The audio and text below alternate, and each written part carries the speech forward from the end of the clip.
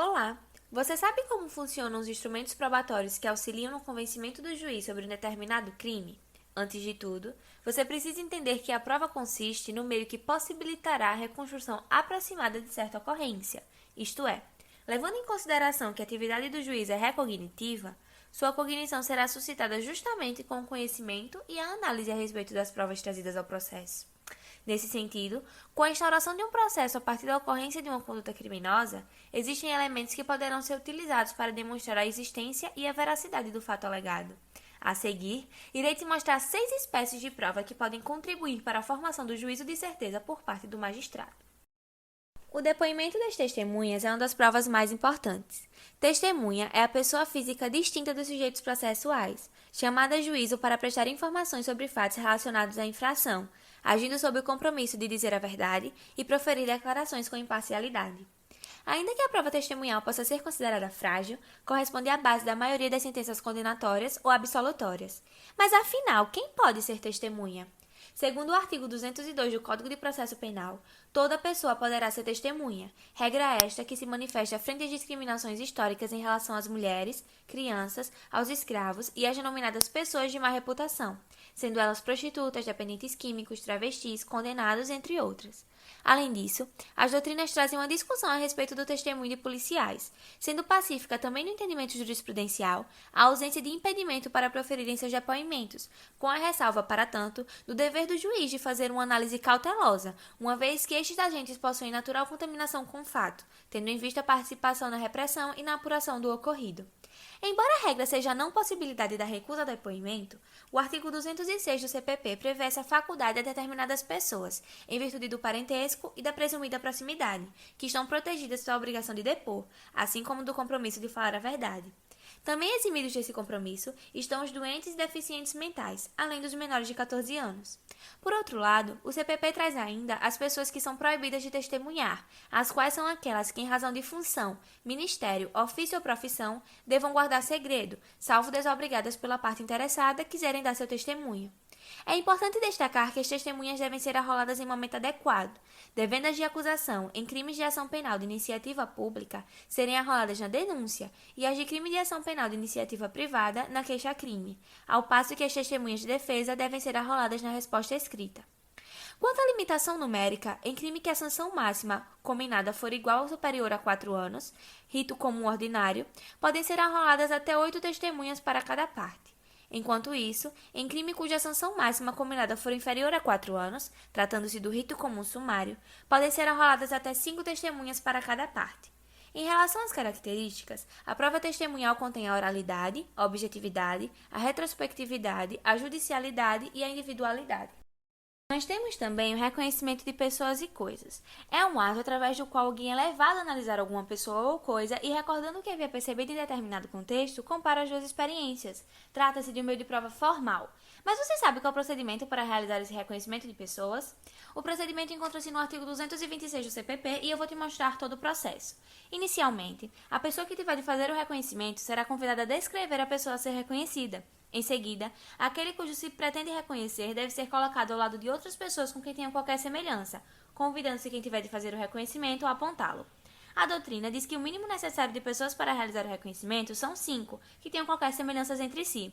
Além disso, caso a pessoa que tiver de fazer o reconhecimento sinta ou sofra algum tipo de intimidação ou influência, é dever da autoridade providenciar o isolamento desta. É comum que seja realizado sem que o reconhecendo veja o reconhecedor, e caso não seja possível garantir este direito, não se produz prova. No entanto, o parágrafo único do artigo 226 traz uma ressalva muito criticada pela doutrina contra o inciso 3º, permitindo que o juiz, em audiência, simplesmente peça para a vítima virar e reconhecer o réu, o único presente e algemado, o que acaba se tornando um ato induzido. Existem 2 formas de reconhecimento pessoal, o simultâneo e o sequencial. Nosso Código de Processo Penal, como visto, optou pelo sistema simultâneo. Além disso, são necessários 4 indivíduos para o reconhecimento de pessoas e coisas, sendo eles 2 testemunhas presenciais, a autoridade policial e o reconhecedor. E o reconhecimento de coisas, você sabe como funciona? Está previsto no artigo 227 do CPP e segue o mesmo procedimento do reconhecimento de pessoas. A pessoa chamada vai primeiramente descrever o objeto a ser reconhecido e então esse objeto será colocado ao lado de outros parecidos. Nós temos também o reconhecimento fotográfico, que apesar de não estar previsto no CPP, o STF admite, desde que corroborada por outros elementos de prova, observando o mesmo procedimento estabelecido para o reconhecimento de pessoas. Por fim, temos o reconhecimento de mais de uma pessoa. O artigo 228 do CPP que trata dessa questão. Caso várias pessoas sejam chamadas para efetuar o reconhecimento, cada uma o fará separadamente. O caráter individual do reconhecimento tem por escopo impedir que a pessoa chamada a reconhecer seja influenciada por outro reconhecedor, o que comprometeria a idoneidade do meio de prova. Quanto à acariação, é o ato judicial de natureza probatória em que pessoas que prestaram declarações divergentes são confrontadas na tentativa de impedir contradições.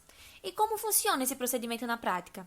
A acariação, ela pode ser requerida pelas partes ou determinada de ofício pelo juiz. O procedimento acontece da seguinte forma: as pessoas acariadas serão colocadas frente a frente e, uma vez advertidas das penas de falso testemunho, serão indagadas pelo juiz ou pela autoridade policial na fase do inquérito, acerca das divergências e sobre o desejo de manterem ou modificarem a versão que apresentaram.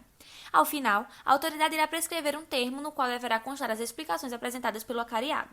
A acariação, ela poderá ser realizada tanto na fase policial como judicial, sempre respeitando o direito do imputado de não participar do ato quando as declarações divergirem sobre fatos ou circunstâncias relevantes. Está prevista no artigo 229 do Código de Processo Penal e será admitida entre os acusados, entre acusados e testemunhas, entre acusado e vítima, testemunha e vítima ou entre as vítimas. E para que a acariação seja feita, devem concorrer os seguintes pressupostos: a existência prévia de declarações, ou seja, que as pessoas que venham a participar da acariação tenham sido interrogadas antes, que entre as declarações exista divergência e que o fato ou circunstância que se pretende esclarecer seja relevante para o processo. A prova documental, por sua vez, acaba por ser toda a classe de objetos que tenham uma função probatória. Documento é toda a base material disposta a concentrar e expressar um pensamento, uma ideia ou qualquer tipo de manifestação de vontade do ser humano, que sirva para demonstrar e provar um fato ou acontecimento juridicamente relevante. Assim, documento é qualquer objeto móvel que dentro do processo possa ser utilizado como prova. Quanto à sua classificação, temos algumas subdivisões. Com relação à finalidade, temos os documentos pré-constituídos, também chamados de instrumentos, que são confeccionados com o intuito de fazer prova dos fatos nele representados, e os documentos causais, formados com finalidade diversa, servem circunstancialmente como prova. Quanto ao autor, podemos ter os públicos, aqueles formados por agentes públicos em razão de sua função, e os privados, que são aqueles confeccionados por particular ou ainda por agente público que não esteja no desempenho da função. Quanto à forma, temos os originais, aqueles que genuinamente o fato foi retratado, e as cópias, que são as reproduções do documento original. Quanto ao meio de formação, temos os diretos, que são aqueles em que o fato foi transmitido sem intermediação para a coisa que o representa, e os indiretos, quando há alguma intermediação entre o fato e a coisa em que se registra sua ocorrência. Quanto à possibilidade de identificação do autor, podemos ter ainda os nominativos, que são aqueles que ostentam a identificação de quem o produziu, e os anônimos, os que não exibem a identificação do autor. Documento é a prova histórica real, consistente na representação física de um fato.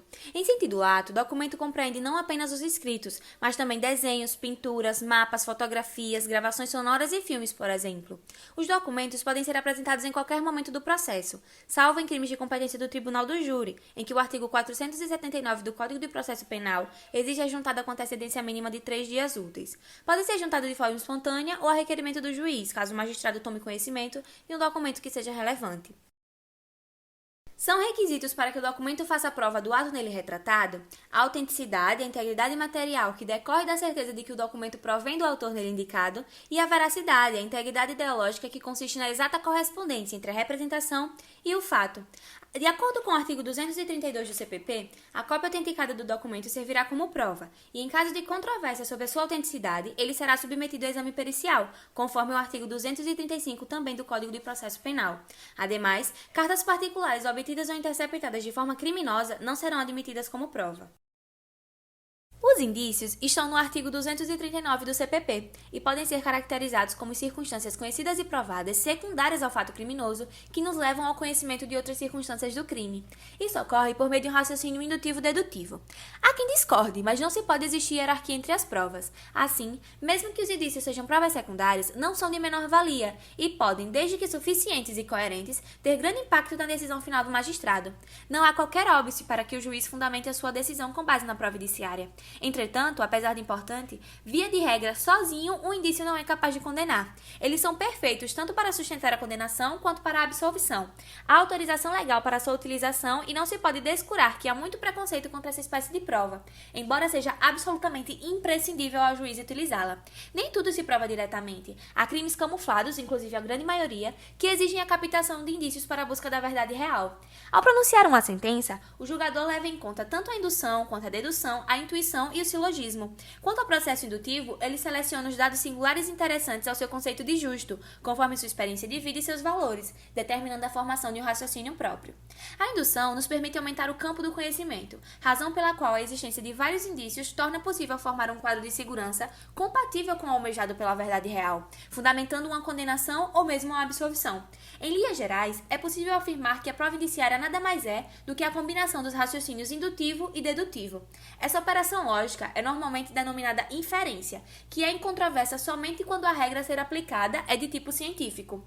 Há quem relacione com presunção, mas a presunção não é mais um meio de prova válido, pois constitui uma mera opinião baseada em suposição ou suspeita. É um simples processo dedutivo. E você sabe o que são contraindícios? Contraindícios são as circunstâncias provadas que servem para justificar ou fundamentar a invalidade dos indícios colhidos contra alguém. Qualquer meio de prova pode ser invalidado. E com relação à materialidade do delito, a prova indiciária, que é um meio de prova indireto, é de todas a mais frágil para a composição dessa materialidade. Prefere-se a prova testemunhal. Nós temos também as espécies de prova de busca e apreensão. Busca é uma medida instrumental, ou seja, um meio de obtenção de prova que visa encontrar pessoas ou coisas. Ademais, a apreensão é uma medida cautelar probatória, pois se destina à garantia da prova e ainda, dependendo do caso, para a própria restituição do bem ao seu legítimo dono, assumindo assim uma feição de medida assecuratória. Nem sempre a busca gera apreensão, pois pode ocorrer que nada seja encontrado. E nem sempre a apreensão decorre da busca, pois pode haver a entrega voluntária do bem. Nós temos dois tipos de busca, a domiciliar e a pessoal, que perpassam por vários princípios, sendo eles a inviolabilidade do domicílio, a dignidade da pessoa humana, a intimidade e a vida privada, bem como a incolumidade física e moral do indivíduo. Ambas podem ocorrer no momento do inquérito policial ou durante o processo. Inicia-se pela busca domiciliar, definindo primeiro o que significa casa e em seguida destina-se a prender criminosos, apreender coisas achadas ou obtidas por meios criminosos, instrumentos de falsificação ou de contrafação de objetos falsificados ou contrafeitos, armas e munições, instrumentos utilizados na prática de crime ou destinados a fim delituoso, cartas abertas ou não destinadas ao acusado ou em seu poder, quando haja suspeita de que o conhecimento do seu conteúdo possa ser útil à elucidação do fato, descobrir objetos necessários à prova da infração ou à defesa do réu, apreender pessoas vítimas de crimes, bem como colher qualquer elemento de convicção. A busca domiciliar tem pressupostos alternativos, pois basta que um deles esteja presente. São eles o consentimento válido do morador durante o dia ou a noite, o caso de flagrante delito durante o dia ou a noite, ou com ordem judicial somente durante o dia. Com o consentimento válido do morador, a autoridade policial poderá entrar na casa a qualquer hora do dia ou da noite, e lá realizar a busca mesmo sem mandado judicial. Destaca-se ainda que a qualquer momento pode o morador interromper o consentimento dado, expulsando os agentes da autoridade de seu domicílio. Havendo mandado judicial de busca e apreensão, ele somente poderá ser cumprido durante o dia. Isso conduz à discussão do que se entende por dia e noite nos termos processuais. Noite é o período compreendido entre 20 horas e 6 horas. Iniciado nesse marco temporal, nada impede que se prolongue noite adentro. O que importa é que o início do cumprimento do ato se dê nesse intervalo de tempo. O mandado de busca deverá conter uma série de requisitos, sob pena de nulidade, na medida em que implica uma grave restrição de direitos fundamentais. A apreensão, por sua vez, deve ser estritamente formalizada, através de respectivo auto descritivo. É fundamental a documentação do ato para permitir a correta utilização no processo daquele meio de prova, ou ainda para permitir que a vítima, terceiros de boa-fé ou até mesmo o imputado, postule a sua restrição. Ao lado da busca e apreensão domiciliar está a busca pessoal, ou seja, aquela em que incide diretamente sobre o corpo do agente. Assim, a autoridade policial policial poderá proceder à revista corporal. A busca pessoal somente poderá ser feita quando houver a fundada suspeita de que alguém oculte consigo algo proibido ou coisas achadas e obtidas por meios criminosos. O problema é que, ao dar-se tal abertura para o uso da autoridade, fica muito difícil a demonstração de que houve abuso. O que separa o uso do abuso quando há tal definição na lei? Como regra, todos os bens apreendidos podem ser restituídos, desde que não interessem mais ao processo ou necessidade probatória e não sejam bens cujo fabrico, alienação, uso, porte ou detenção constitua fato ilícito, ou ainda que não sejam produtos de crime ou proveito oferido com o delito. A restituição atende a dois interesses, o probatório ou o reparador dos danos, e o pedido de restituição pode ser feito no curso do inquérito ou do processo.